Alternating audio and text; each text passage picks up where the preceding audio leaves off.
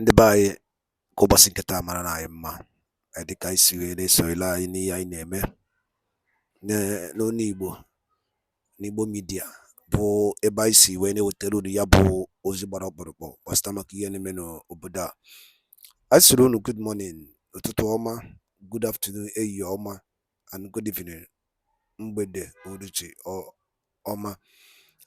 Anyị sị na ọ ya dịrị onye ọbụla bụ onye Igbo na mma, na anyị ga-adị ka echi na-eche ada agwụ agwụ, na onwere ife ya eme anyị, na aka Chukwu dị n'alụ anyị,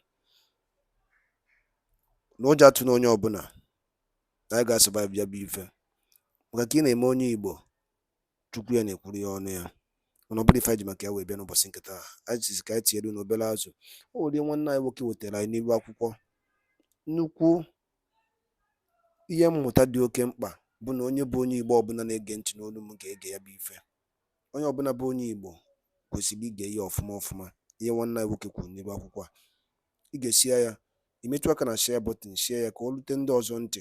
Ọ dị nnukwu mkpa, because ihe anyị na-eme na ihe a bụ ihe adịrị anyị na mma, and ka Igbo ga-esi dị na mma. So gee ya bụ ife ị ga-esi ya, drop your comment on the comment below. All right, over to you, sir. That is what leadership is all about. Whether the person is from your party or not. I have not seen it. And this is why they take decisions without initially verifying how those decisions can be implemented. Like the subsidy. The subsidy is a wonderful thing, if the intention was to make it life a lot easier for the common person.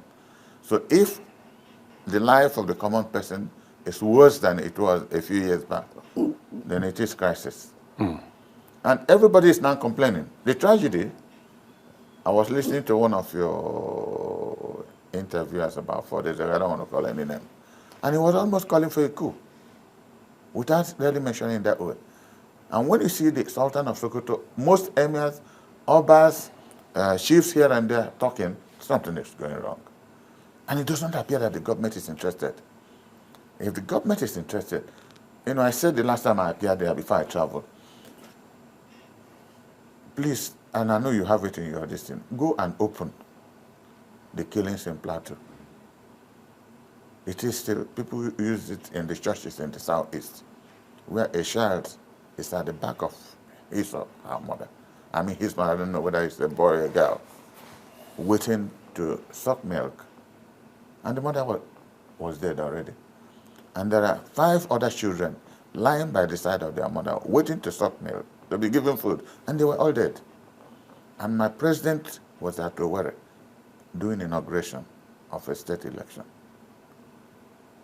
It shows you the priority we attach to human life, to seriousness of purpose, to governance. There's no magic about governance. That if you pass a road and it is bad, and Kunle, you say, oh, because I'm commissioner for this, if we cannot do 3 roads at the same time, why don't we start with 1? Why don't we start with 1? If you have, there was a time I was proposing, isolated priorities. Water, light, it depends on what you mean by light now, general energy. If you make me president of Nigeria today, my first 4 years, I'll use at least 2 or 3 years to give water. You see, the main principle of survival. Isn't that a shame that in 774 local governments, including your own, including my own, you can go there and see a tap water unless a privately dug borehole running. So that's why I use the word, Chief, some kind of deception. I recall growing up that the taps ran everywhere, in my house, across the streets, and all of that. And it's not just infrastructure that has deteriorated. The food security is gone. There are protests across the country now. There were protests in Ibadan, I think, on Monday. 5 days ago. About 4 or 5 days ago. Protests in Kano, protests in Mina, everywhere. But these protests haven't spread to the southeast. Why do you think that has not happened in the southeast? I will only give an answer once. I don't know whether you had come back to work when Nkoli or Adora did ask this question. And I said, the southeast is already occupied. How do you want to protect to what? Every inch of the southeast is occupied by the military and the police. And nobody wants to die. Every inch. And in recent times, the herdsmen have taken over all the bushes. So it will be a fool, like Dr. Nnamdi Azikiwe says, it's only a fool who sees a soldier carrying a gun and you ask him, what can you do? You will end up in the mortuary. Unfortunately, you will not know what he has done because you are no more alive. So that is the answer I will give you to. I don't know what the Ohanese person is talking. They're talking rubbish. Our people are very energetic people that if they have a purpose to protest, they will protest. But there's no basis for it anymore. They are handicapped. And comparatively speaking, they are better than most people in other parts of the country. Because there are a couple of things people in the Southeast do for sustenance of life. And they do it on their own. You know, somebody brings up a container. And if I'm the one who has brought in a container, I'll give you some.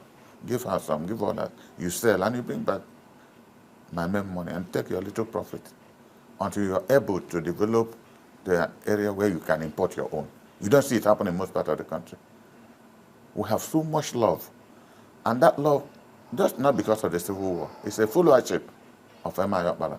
If you had good leaders, all good leaders have good followership. But unfortunately, in recent times, we don't have good leaders in the Southeast anymore.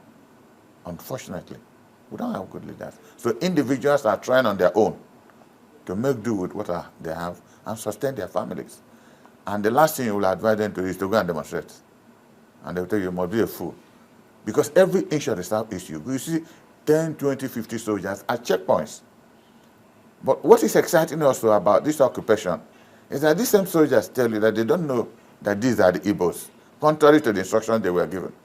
Because they are overwhelmed with bread and water and a lot of things people are giving them on the road. And they will tell you. For me personally, there's no place I pass, there are policemen and soldiers. I don't give them at least 1,000. I don't. For me, it is mandatory. And they will look at you. You know, you will almost see tears in their eyes. Say, these are people they told us are very bad people. That everywhere their own people are complaining, they give them these transporters. They will still give them their normal money, either 20 or 15 naira. Still give them water, give them bread. You call it normal money? Yes, because they have to collect money. The policemen, I have said this severally, have you had police anywhere deny it? But if you see any policeman on duty... Is it normal? It is normal in Nigerian police now. It's a way of life. What is normal is a way of life that you don't check, you don't stop. It becomes a way of life. Like corruption is a way of life in Nigeria. It's systemic. If you're not doing it, you're the fool. They say, look at the useless man. What did you get from government?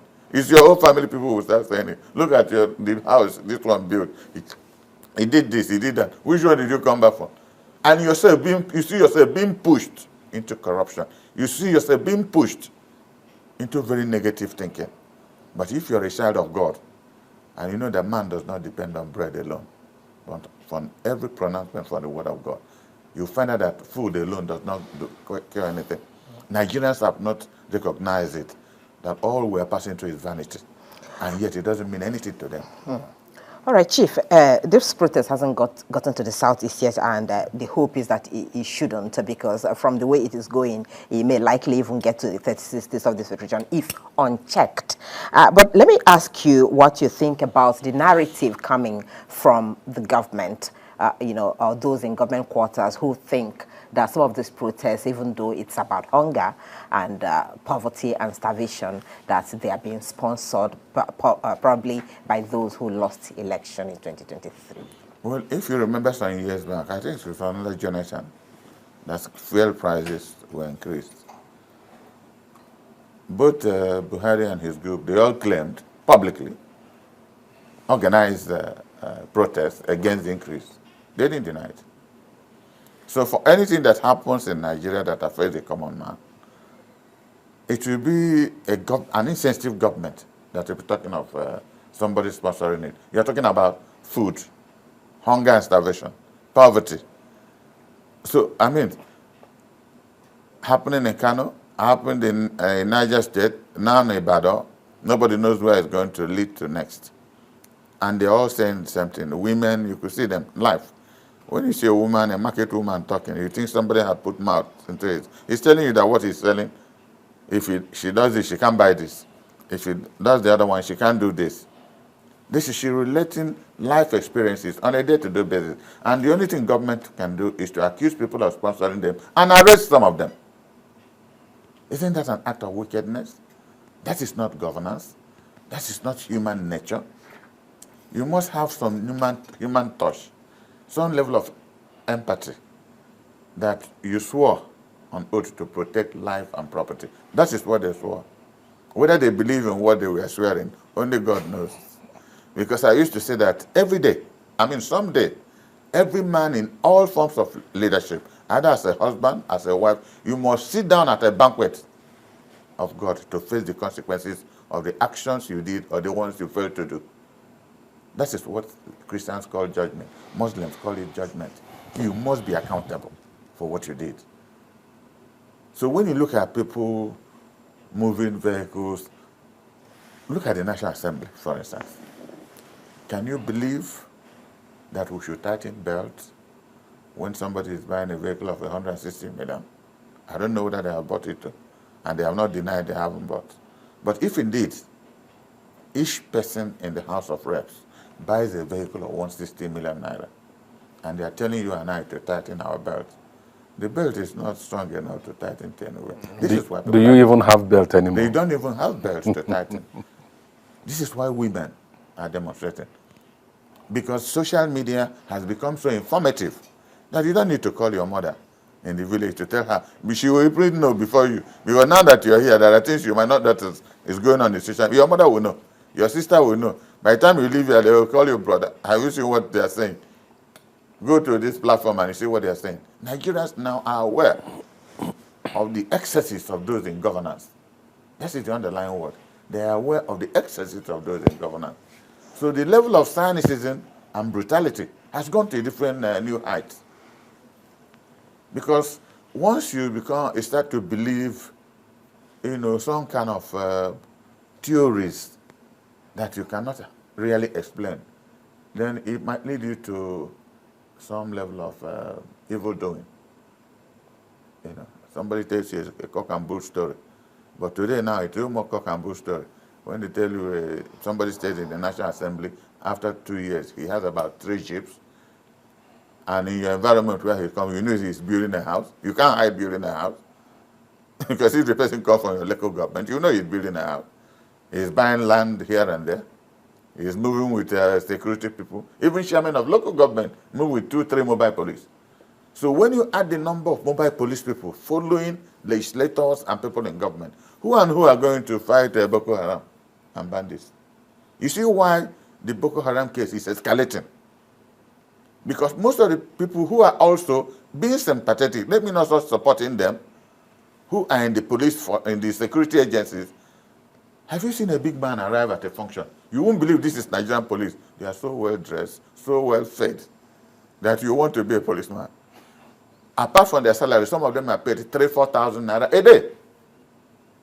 Some people have them 10, 15. So when you check the number of our legislators across this country, the number of businessmen who offer nothing, they don't even have industries, but because of their own personal protective tendencies, the police will tell you what to write. That Kunle is wanting to kill you. They might not put your son name. One Kunle, they put name that he wants to do this, destroy your factory. You don't have a factory. It's still the Nigerian police that developed this, and they pay hellish of money. These are weighty allegations. Yes. No, but I'm telling you what happens. It's not an allegation. I have gone to get police during the 2023 election with the commissioner of police in Enugu. He couldn't even see me because he said I cannot bring out money. They didn't deny it. I had to tell the AIG that sent me to him. I said, no, I needed police to make sure I protect my voting area. And they didn't give me. They didn't give me. All I did was to call the vigilante in my village at Enewe. And I said, please, make sure nobody is hurt. And thereafter, policemen arrived there with politicians. But when they came and saw me, they all disappeared. I was just like this, watching. Let me see what will happen. Whatever you throw, we must count it, and we deliver the result. So what I'm saying is that when I opened up with saying that we have, this immaculate deception, everything about Nigeria looks so beautiful. When you watch somebody talking on television, you don't know it's a bundle of dishonesty. Bundle of dishonesty, bordering on hatred. that you will give water, you give, and you know you will not do it. You share the money, and millions of Nigerians die as a result of your inaction. Because if you did that road, there will be not, accidents at least will be reduced, if nothing else. If farmers were able to go to their farms, look at what herdsmen have done, Taraba, Plateau, and Benue. Who will go to the farm to farm? Who will go? You would have expected that to be a priority of a government that's 7 or 8 months into office. It is not their priority. The other day you see about Fulanis talking about how they will make peace. They are not condemning what they have been doing. No, how they will make peace with neighboring communities. And after that, they are still killing. So in the southeast, they are talking about, they have filled most of the forests in the southeast. Occasionally you hear of people being killed at Okigwe, Newi, this. You don't go home often. So how do you expect them to demonstrate? That will be a reason to wipe them out. So we have a problem. All right, so let's look at how government is handling this. You have drawn a comparison, or should I say a link between hardship and insecurity, and let's look at how government is handling it. On the pages of papers today, even though there have been talks against the cash transfer and all that, the government is also saying that it is set to begin cash transfer to about 50 million people as a strategy to also douse the tension. It's also asking that there should be release of grains from, the reserves and all of that. So let's look at how government is handling all of this. What do you think, as a politician as well, if you have someone in government who you want to advise on what to do, particularly at the state level, because that's where the issue is now. The allocation has increased for them after removal of fuel subsidy, but people don't seem to see anything happening in those regions. I don't know how old, if you were born in early 70s. If you were born, it must be in 1 or 2 years. I left the University of Nigeria in 1973. I was first state of the National Youth Service Corps, served in Northwestern State, Sokoto, and did my primary or whatever assignment at Bida General Hospital. When I came back to Enugu, all my life I had wanted to be a broadcaster. I had wanted to be a broadcaster, and I studied science. I read the first news on NTA in Enugu when Asaka was the administrator. Should I clap? There was nothing they did not do to retain me, but I won't tell you the reason why I left and went to IMT to lecture. But why I had to make this reference, that in those days, if you come out at the local government headquarters of Enugu North, you see 2 or 3 women policemen manning traffic. Kunle, if they catch you, if you're a Muslim, you need to see Muhammad to release you. They must take you to the station. You must bear the consequences of whatever offense you committed. 2, 3 police women. From there, we have gotten series of bureaucracies. This country has a tendency, once this one first, will form a new bureaucracy. This one first will form a new one. So you have a compilation of bureaucratic processes. That's absurd. Ndị be anyị, daalụ ndị nne na ụmụ Igbo. Ọzọ dị ka ibe ya bụ cheta na ihe a bụkwa Igbo Media ka anyị si wee na-ewetara unu ya bụ ozi a unu nụrụ n'ụbọchị nke taa bụ 2nd of February 2024. Anyị si na ọ ya dịrị ncha niile na mma, na mgbe ikpeazụ na ncha niile ya ana Biafra ya adịrịrị, ana Igbo ya adị.